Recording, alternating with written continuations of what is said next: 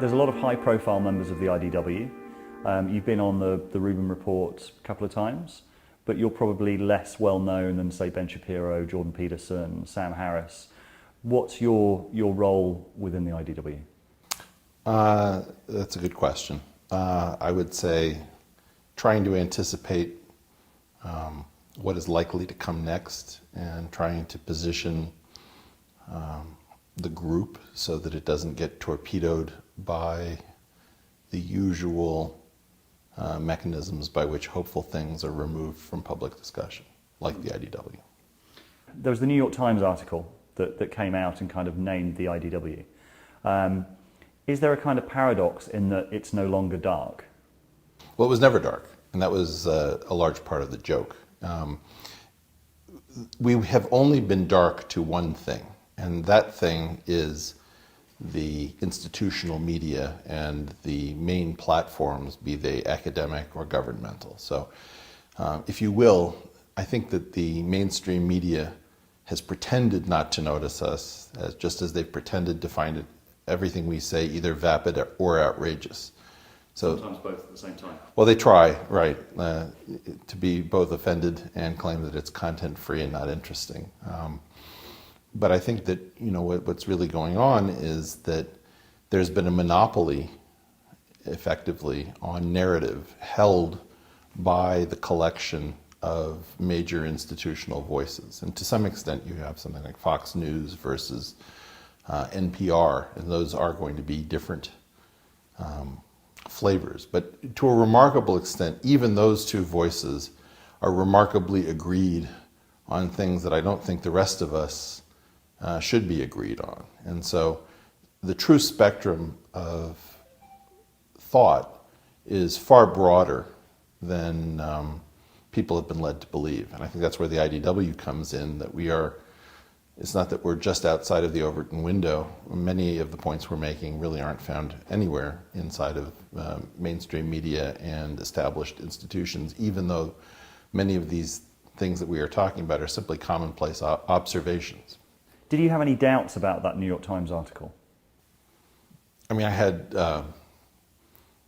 an infinite number of doubts about the New York Times article. The issue there's a conflict. Part of me wants to work quietly, and part of me realizes that we have to work in some public-facing capacity. And I personally have found it much more comfortable to have a private life, to not have everything that I'm thinking broadcast to a large audience. But I think we've run out of time, and so I think some of us are somewhat reluctantly choosing to make a different call now. I think that with the current administration and the White House, you're seeing a real discontinuity with the past. And it wasn't the discontinuity that I was hoping for.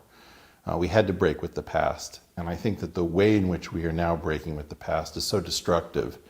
Nobody knows what to believe. Nobody quite knows what's true. Nobody knows where to turn.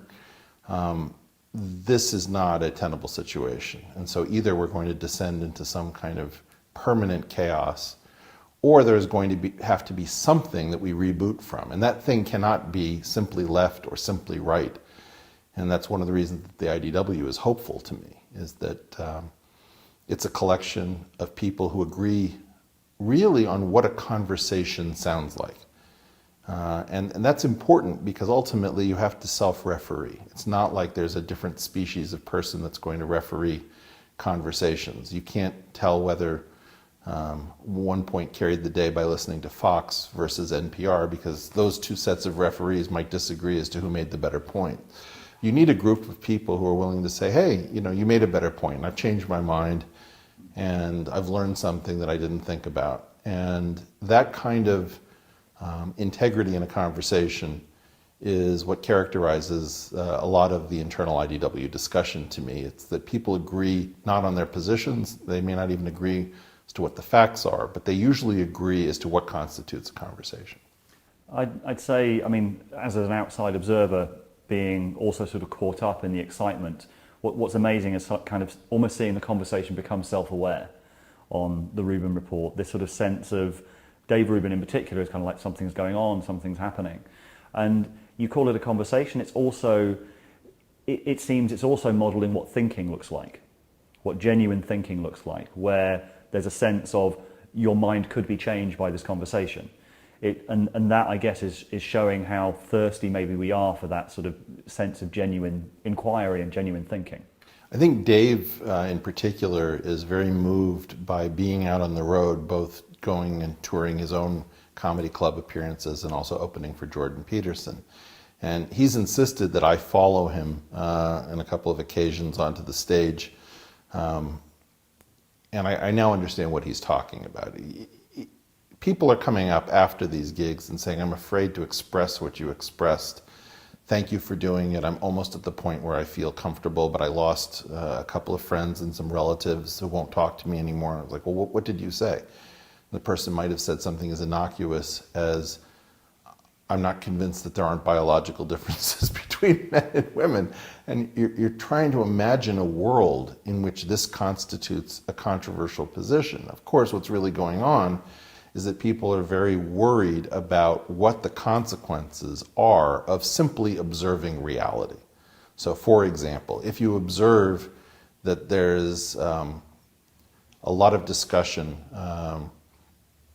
around immigration, which synonymizes any desire to hold a border with being somehow afraid of other cultures. That's a crazy position to be in, because almost everybody agrees that borders are important, that citizenship matters, and that not everybody can be a citizen of every country.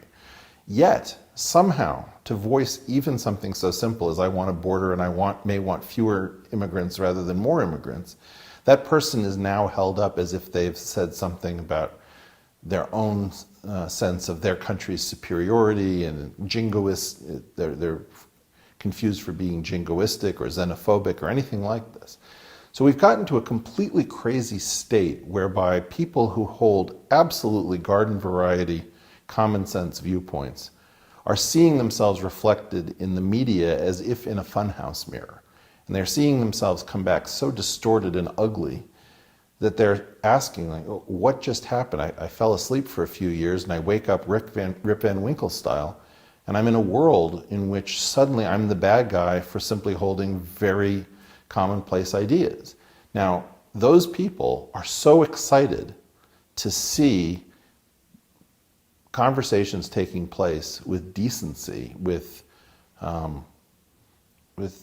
comity and equanimity, so that these positions are not held in an ugly fashion, but they're simply seeing a conversation take place that they remember or that they dreamed was possible, and they're not seeing it reflected anywhere else. And I think that's what's really exciting is that the IDW conversation is the public front of a national conversation that is bizarrely taking place in hushed whispers with people metaphorically living in closets, not ready to jump out and declare, hey, I have some beliefs that you are going to find shocking, but to me are absolutely garden variety beliefs. The counter argument to that would be that actually the right are in power at the moment. You look at what Trump is doing with the children in cages and all of that sort of thing. So there is a political movement where a lot of these things are actually happening. Well, I don't really believe that. What I believe is that you've starved people for any ability to make a very simple point, right? So for example, imagine that we analogized a country to a house. And the key question was, should we allow people to come for dinner, like a visitor? So that would be like a tourist visa or a temporary worker visa. So now we have an issue where every person who comes for dinner, somebody in the family wants to give them a key and to formally adopt them into the family. Well, some members of the family are saying, wait, whoa, slow down. We're just having visitors over for dinner, and maybe we could adopt a child, but this is not something that we want to do in an uncontrolled fashion. Suddenly they're being told by the couple members of the family who want sky-high adoption inside of the family that these are bad people and that they're bigoted and et cetera, et cetera. Well, you're going to have an absolutely embittered, angry group of people who are saying, look, this is a home, and we're generous people, but adoption, I mean, you're going to dilute all of us in some fashion. Well, this is a mirror of the national conversation. And what you're hearing is not the sanest, most grown-up voices who are representing a restrictionist position. You're getting the only people who are so incensed, I guess, in such a desensitized state that they're going to make terrible arguments for holding up borders or enforcing visas and not pushing everybody on a path towards citizenship. So that's really what's going on, is that you're seeing a very bad version of restrictionism in the White House because that's all that's been offered by the system. But what is the IDW? It's going to give you a completely different alternative. It's going to say, look, other cultures are super exciting. We're definitely going to have some immigration, and some of it's good for our country, some of it's good for the UK. But what is that level? Maybe that level should go up, maybe that level should go down. It has zero to do with xenophobia. It has to do with legitimate interests of a country, people not wanting to be diluted, people wanting to have something of their own culture that they can bring to the international potluck, and not being told that their substrate culture is somehow deficient and that every culture that's coming in should be held up and celebrated. I mean, that's pretty common sense. I don't understand in any way, shape, or form why we've gotten to a place where the only people who can sort of talk in public are either very far, jingoistic, far gone jingoistic restrictionists, or the tiny group of people in the IDW who are going to say, this doesn't make a lot of sense. And you've described this as a civil war within the left. Could you explain what you mean by that? Sure. I mean, I think that the left that I relate to is the left that realizes that the past cannot supply the answers and that we have to actually progress because we can't stay here. It is not the left that believes we can wish ourselves into a beautiful future by pretending that the world is different than it actually is. So I think that the key thing that is an agreement between these two groups is that we have to get to some sort of better place, and that is the progressive in progressivism. Where we are deeply divided, and again, these are the divisions that is much worse than between left and right. How these absolutely imbecilic figures believe that you can just wish yourself into paradise, that you don't have to worry about markets, that you can just say, free good things for everybody. Well, it just doesn't make a whit of sense. Or, you're going to wish human beings to be both simultaneously non-diverse so that you can argue that any difference in pro rata shares of a group in any occupation is evidence of oppression. And then you're going to turn around and argue that people are actually incredibly different because we're going to get a huge benefit from diversity. I mean, this is not even self-consistent. This would be offensive to an intelligent 5-year-old. So I don't really believe that these progressives, as they call themselves, and regressives, as some of us call them, are even making serious intellectual points. They're sort of trolling by pretending to believe in all things that just gum up the works. And so it's very important to me that not only do we not really spend time debating people who are not serious in their intellectualism, but that we realize that it is important to the diversity of mature and important ideas that we not spend undue effort engaging ideas that are functioning very differently from regular conversation. It is as if somebody asks, should we have a diverse dinner tonight? Well, we could invite somebody from this position, from that country, from this gender, and then should we invite a suicide bomber? Well, if you're a suicide bomber, that bit of diversity is going to take down the entire conversation as well as all the people at the table, right? Well, these are like suicide bombers in terms of their ideas. They are attaching themselves to real conversations and blowing up the conversation so that you can't actually speak. And I think what we need to realize that the diversity of ideas that have to be explored hinges on not allowing in bad diversity. That is, you don't want a single person at the table who wants to scuttle the conversation. And that's not something that we've understood about the modern left. The modern left is very often focused on scuttling any realistic conversation so that it can continue to threaten and terrorize people into pretending to hold positions that no sane person could possibly hold. Why do you think it's become like this? Well, I think my wife probably has the best explanation, which is that when you're actually dependent on labor for your voter base, labor has economic issues. So this is the great search for something cheaper than labor. And identity turns out to be much cheaper than labor. If you can get somebody to vote for you where you're going to take their future, their security, and their retirement, but you're going to celebrate the fact, that they came from Laos, that's a bad deal.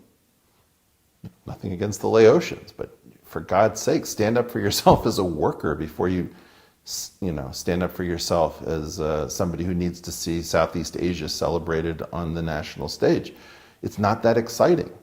Demand more from your representatives. This is the great search for the cheapest possible constituency. And that's exactly why I think it's happening. I think it's because the traditional Democratic voter base was too expensive. They wanted real change. They wanted to participate economically. They wanted to participate at the level of power. And the donor base said, isn't there anything cheaper than labor?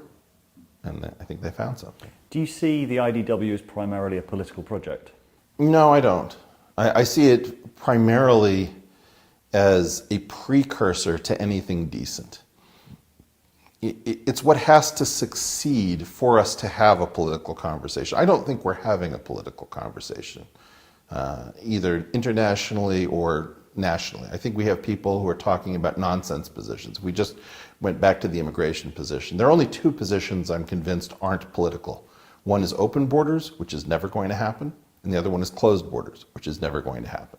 And yet, you very often encounter people who are talking in these terms as if these are the actual positions. So I don't think that we're having a political conversation. I think that what's been going on is that the mainstream media has been playing keep-away ball, right? So this game where you're throwing the ball over somebody who's trying to catch it. Now the public has been trying to get in on this conversation, but what keeps happening is that our fake left and our fake right are engaged in a completely fake conversation about fake items, including fake news, which they themselves are pushing out, and then claiming to fight fake news. So the whole thing is so saturated in falsehood that people are waking up to the idea, oh, I've forgotten what it sounded like for people to actually have a discussion about a topic and how much time it takes. In general, it can't be done with 4 or 5 voices on a panel in 10 minutes with a few commercial interruptions. There's just almost nothing can be discussed that way. And what's worse is that the very people who would be best able to discuss it are never going to be invited onto those programs. And how would you describe your political background? I understand from reading that you were a Bernie supporter. Yeah, I think we had three terrible candidates, and I thought Bernie was absolutely the least bad of the three. But none of those people were fit for the White House. Donald Trump is by far too erratic and too destructive to the fabric of the country. Hillary is absolutely too engaged in some sort of machine that is being cynically operated for the few at the expense of the many. And Bernie's ideas about economic reform didn't make any sense. I simply thought that he was the most decent of the three and that we could easily survive 4 years of a Sanders presidency that might be kind of confused on economic issues, but with a big heart and with somebody who was bold enough to claim socialism as his mantle inside of the United States, which is insane. So that, he was individualistic enough, and my feeling was that was the softest landing, and that the Hillary option and the Trump option were, nearly catastrophic for this political process. And you said earlier that you think the reason that you're speaking out now, the reason that you're sort of taking more of a profile, is that you realise things have got to a certain point. I think you said time is running out. Can you explain what you think that means? Sure. I mean, for one thing, we've gone since the early 50s with no one having used a hydrogen device in anger against another people. I don't want to lose that track record with people working out fantasies of machismo with toys and weapons that we've designed, we in the scientific and technical community have contributed. I don't see the current crop of leaders as having the wisdom to wield such incredible power. I mean, these are people who, in my opinion, are getting worse and worse at their job. So that's one of the great threats is that we need to make sure that that track record keeps going. Another key problem is that we've run out of sources for broadly distributed, stable growth. And people keep talking about bringing the jobs back and bringing growth back. And my belief is that we actually had a structural change in the economy in the early 70s that we've been lying to ourselves about with every gimmick known to man. And if we don't discover real economic growth, we're going to discover what happens when humans don't have economic growth that is broadly distributed, and it's not pretty.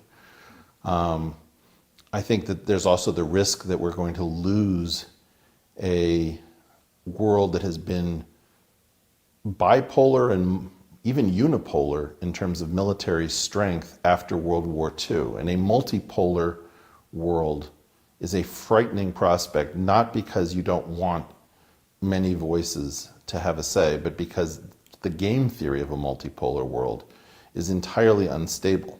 And so things that we used to take for granted when it was the Cold War with 2 players, it's not clear what happens when you make it 10-player or 13-player games where lots of people have credible threats and everybody's trying to guess which alliances are going to break.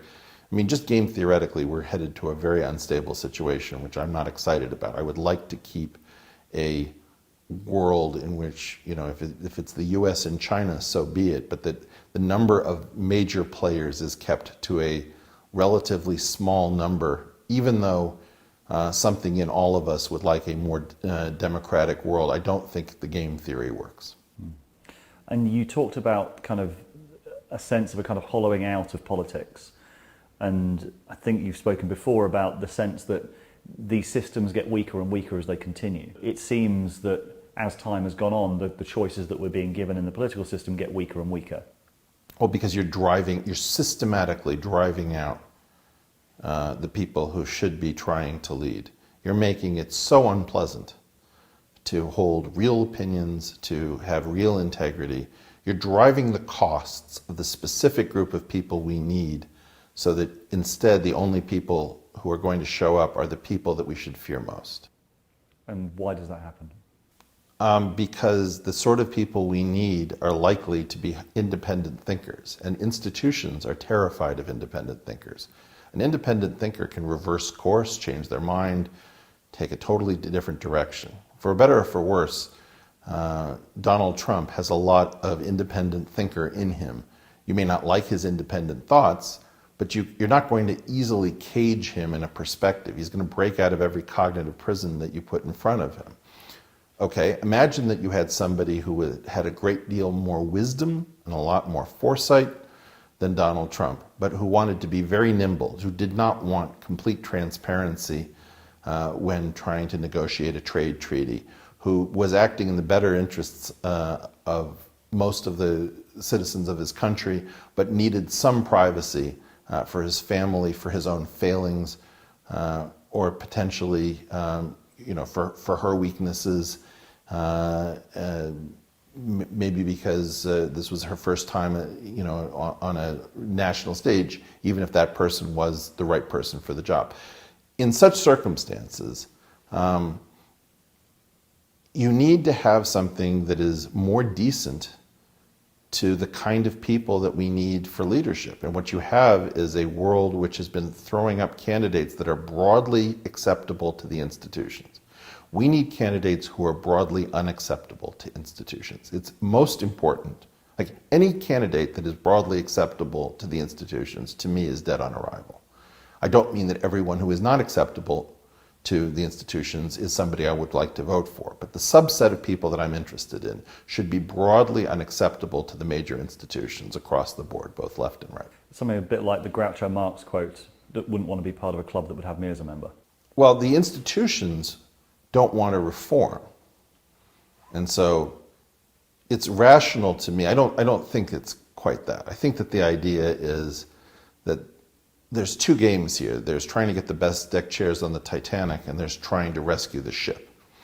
And in general, nobody can think of how to rescue the ship, which is a daunting task.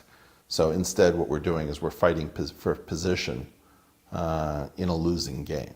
And it's important that that stop. So you're talking about a different way of thinking, people who have a different way of thinking. Is that what characterizes the members of the IDW?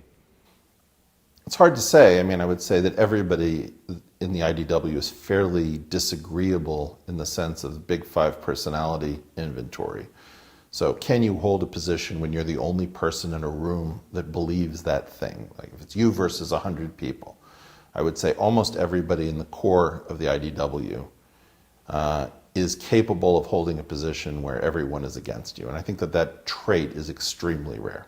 Something that's been talked about before is that in a way, the people in the IDW have been selected for. Like a lot of them have had quite high-profile encounters. You look at Sam Harris with Ben Affleck, or you look at Brett Weinstein, and there's a sense that they've in some way had to live out their ideas. There's a sense of bravery that they've had to stick up for themselves. Jordan Peterson and C16. I mean, you can list a lot of times where, as you say, they had to be that one person who was thinking a certain thing. No, I mean, I think I made the point, probably on the Rubin Report, that what's going on is that when you ask any large collection of people to salute a nonsensical flag and pledge allegiance to it, and more or less everyone makes the calculation, I guess if this is going to get me through my day, I'll salute any flag.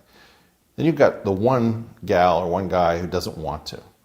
Well, my observation is that that person is usually sitting on an entire mountain of interesting thoughts that they don't have the freedom to simply make a convenience readjustment.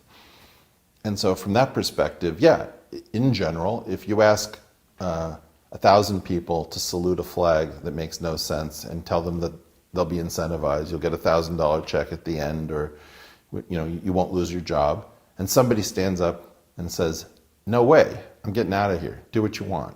That person is usually much more interesting than just being a contrarian. That person is usually saying no because they've got an entire worldview that is built by hand and bespoke. And so that's why this method of finding people has been relatively fruitful. It's people who don't back down, usually don't back down for a reason, because there's every reason just to go along. And what is the nature of that kind of ideology? That the thing that unites, I guess, the IDW at the moment is a resistance to a certain type of thinking or a certain type of ideological thinking, especially in the media. How would you define that thinking? Well, I mean, it's very simple. Here are two characteristics that I think you'd find in almost any member of the IDW. Almost every member of the IDW that I can think of is going to have very positive responses to things that come out of Muslim culture. And almost every member of the IDW is going to have a sense that there is a link between Islam and terror that is active at the moment, that is not active at the same level for any other group. Terror against civilians. Okay, well, these are two simple principles, which is you've got a very large religion. Most people in that religion are just like everybody else, perfectly lovely people. You've got a dangerous subculture in the religion. Its size is open for question. But there are a lot of people who are flummoxed. Why is it that I can't observe that somebody is saying Allahu Akbar after a mass killing? The news reports that somebody said something in a foreign language, or somebody said God is great. Well, you're not really reporting the news, are you? So that rankles. And on the other hand, you can't have people saying, okay, Muslims are a problem. That's not going to work either. So you'll simply find that there are these core balances that people in the IDW, I think, are better at striking, which is like, we don't want to be closed borders, we don't want to be open borders. Immigrants aren't simply positive, hardworking people who contribute to our economy, and they're not simply negative, gang members and welfare queens. Whatever these positions are, this is how the mainstream has been fighting through these idiocies for years. And the people in the IDW in general hold relatively moderate perspectives. And I think it's bizarre that it distinguishes us, that we're willing to hold moderate perspectives in public where the media is trying to drag us to. Either they're communists or they're fascists. Either these people are religious whack jobs or they're atheist nihilists. Well, in general, no. These are people who are balancing competing perspectives. They're engaging in a dialectic. And it is strange that there is no training for holding those positions in public when the awesome power of the media is to misportray everybody who attempts to find new ground.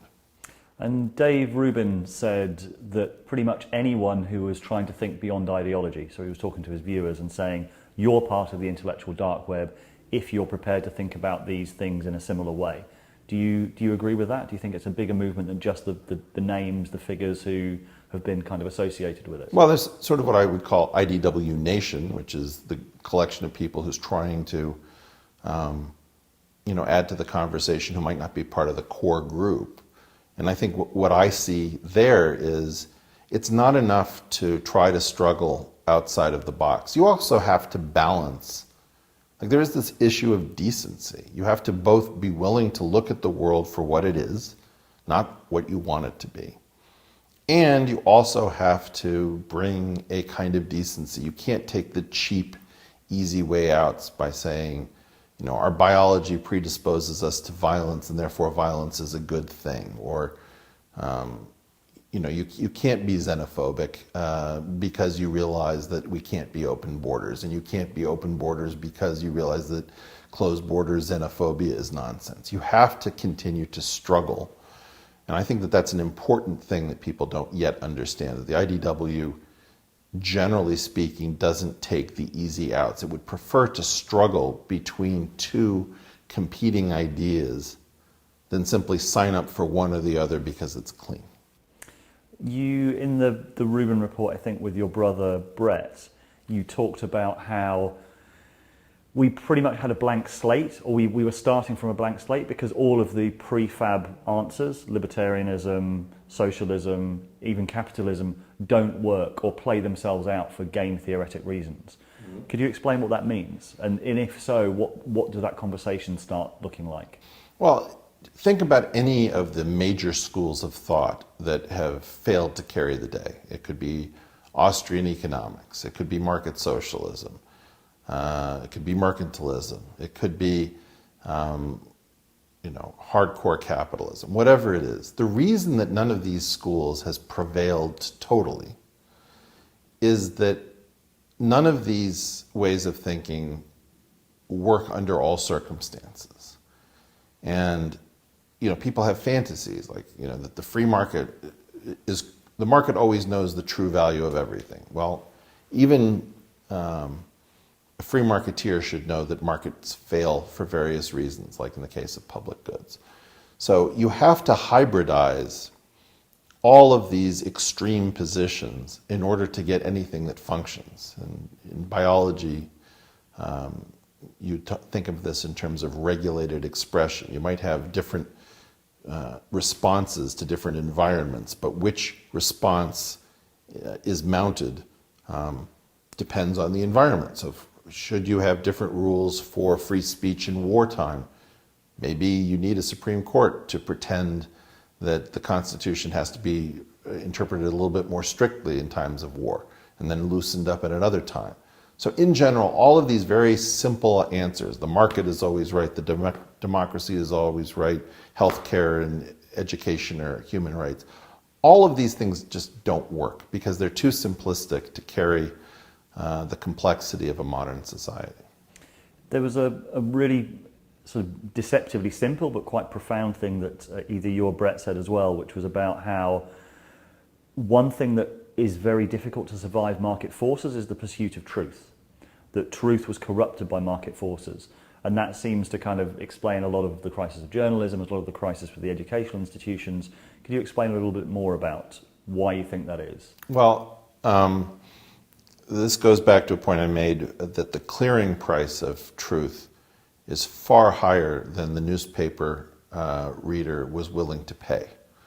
So the idea is that if you actually had real truth, it would be very valuable to you in circumstances where you could act upon it. And on the other hand, a lot of the other truth is not very interesting. And so occasionally you find truths that can't command an important price because they're just too dull. They're not important. So I do believe that in part you should look at something like journalism and realize that the business model doesn't quite make sense, but that there might be ways in which we would be better served. For example, independent investigative journalists might be a better force for finding out institutional malfeasance than corporate investigative journalists who might be captured by virtue of the fact that you have a mixed subscriber and advertiser model. I do think that sometimes you have to treat truth as a public good. And you may have to decide that you are going to pay for it, not at the level that the market will bear, not at the price that the market will bear, but at a higher price because it's in the long-term interest of your society's survival. I think that's very true in the sciences. It is important to realize that scientists produce a public good which is both inexhaustible, inexcludable, and often not patentable by virtue of international intellectual property issues. And the most important group of truth seekers are probably not the journalists, but the scientists. And you should be trying to figure out as a society how to immunize those people from the market. The problem is that the people who want that not done are very powerful because they are representing powerful institutional interests. So it's an uphill battle. It seems that the phenomena of the IDW is part of this great intellectual awakening. I mean, you're seeing people being really hungry for long-form content on YouTube, 3-hour conversations. People are clearly hungry for a lot more intellectual stimulation. I don't actually agree with this. I mean, this is an idea that I think Jordan has slightly wrong. So for a while I've been making the point that there was a change between writing for television was sort of the lowest form of an art, and that writing for movies allowed for real character development, but that the multi-season, multi-episode shows with very long storylines actually has the greatest character development, and so the greatest writers are now writing for TV. The important thing to understand is that it's not just the advent of long-form podcasting. What it is having the courage to say something using that medium. You have long-form podcasts that aren't attracting almost anybody. And the only reason that the IDW is behaving in a different fashion is that it's marrying the content that brave people are starved for with the change in technology. And so in general, most things don't work in a 3-hour format. What works in a 3-hour format is when you're living through what I'm calling left-Carthyism, where the modern left, which is my side of the aisle, has gone so completely insane that people are starved for normal conversation as if it was samizdat in the former Soviet Union. And so you have an underground network, if you will, that is supplying that need for reality. And the only reason we're underground is because the mainstream is pretending, for the most part, not to notice that this phenomenon is existing, which is fascinating. And where do you hope that this IDW conversation will go in the future? Well, I hope it goes to the heart of everything that is denying our ability to use our eyes and our ears and our minds as decent people.